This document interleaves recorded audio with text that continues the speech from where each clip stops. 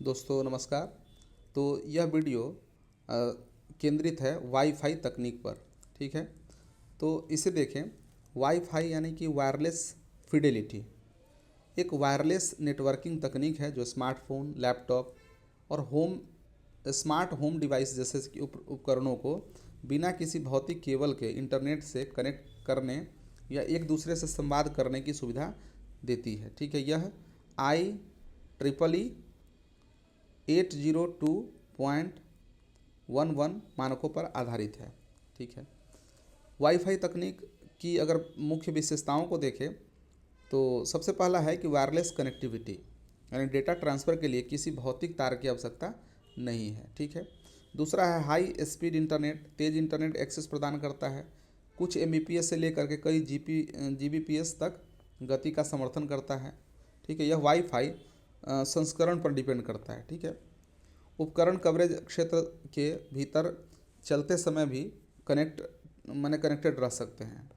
उसके बाद है एक साथ कई डिवाइसेस को जोड़ने में सक्षम है। यह घरों, कार्यालयों, सार्वजनिक स्थानों जैसे हवाई अड्डों, कैफ़े, रेलवे स्टेशनों में इस्तेमाल किया जा सकता है। ठीक है, तो ये है वाईफाई की प्रमुख विशेषताएं।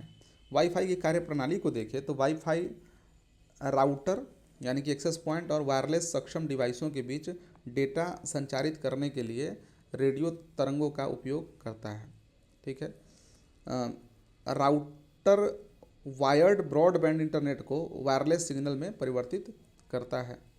ठीक है, और वाईफाई रिसीवर वाले उपकरण जैसे कि लैपटॉप, फ़ोन, स्मार्ट टीवी इन सिग्नलों को ग्रहण करते हैं और कनेक्शन स्थापित करते हैं। तो ये इसकी टेक्नोलॉजी है। अब हम लोग देख लेते हैं कि वाईफाई के अनुप्रयोग क्या है। तो घरों, स्कूलों, कार्यालयों और सार्वजनिक स्थानों में इंटरनेट का उपयोग। ठीक है, ये है। उसके बाद IoT यानी कि इंटरनेट ऑफ थिंग्स डिवाइस जैसे स्मार्ट होम उपकरण, CCTV, ये सभी। स्वास्थ्य देखभाल हेतु दूरस्थ निगरानी, टेलीमेडिसिन सेवा।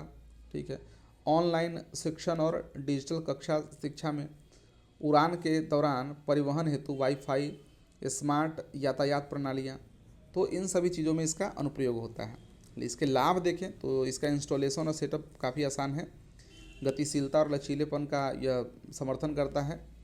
वायर्ड नेटवर्क की तुलना में लागत प्रभावी है और डिवाइस जोड़ने में सरलता होती है। ठीक है, चूँकि वायर्ड तो मैंने कई वायर्ड होते हैं, वायर्ड को लाना मुश्किल है, लेकिन अगर वायरलेस हो चीज़ें तो काफ़ी आसान होती है डिवाइसेस को जोड़ने में।